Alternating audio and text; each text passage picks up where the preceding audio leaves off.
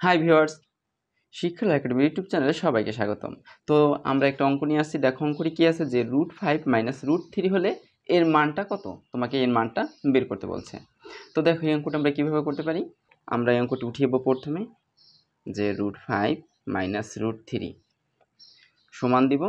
এখন আমরা কি করব, এই যে মানটা দেওয়া আছে এই মানটা দিয়ে আমরা এখন হচ্ছে এটাকে ব্যস্তকরণ করব। আমরা ব্যস্তকরণ বুঝো মানে হচ্ছে এর উল্টা যদি এক্স থাকে তাহলে তুমি কি করবা 1/x দেবা। এই যে 1/xটা আমি করলাম এটি হচ্ছে ব্যস্তকরণ। তো এইখানে আমরা ওরকমভাবে ব্যস্তকরণ করব। যদি আমরা ব্যস্তকরণ করি তাহলে কী করব, যে মানটা দেওয়া থাকবে ওই মানটার বিপরীতটা দিয়ে আমরা কি করব, নিচে এবং উপরে হচ্ছে গুণ করব। তো এটার বিপরীত চিহ্ন কী হবে, মাইনাস আছে √5 - √3, তাই এটার বিপরীত চিহ্ন হচ্ছে প্লাস। তো প্লাস কী হবে, √5 প্লাস হচ্ছে √3, আর নিচে কত হবে √5। তো এখানে হবে √5 প্লাস √3 সমান দিব। এখন কি করব, দেখো এটা কি আছে, এইখানে একটা সূত্রের মতো আছে, এটা একটা সূত্র হয়ে গেছে। কি সূত্র আছে দেখো, আমরা জানি কি a² - b² আমরা কি লিখতে পারি, যে একবার যোগ এবং একবার বিয়োগ।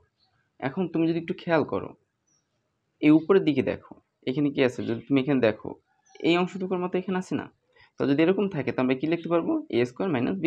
তো আমরা এখানে কী লিখবো, এখানে √5 তার হোল স্কোয়ার দিব মাইনাস √3 তার হোল স্কোয়ার দিব, আর এখানে নিচে থাকবে √5 প্লাস √3 সমান দিব।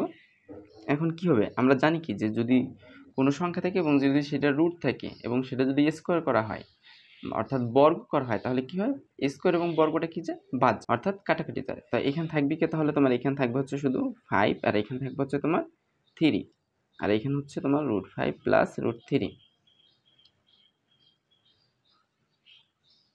সমান দিব।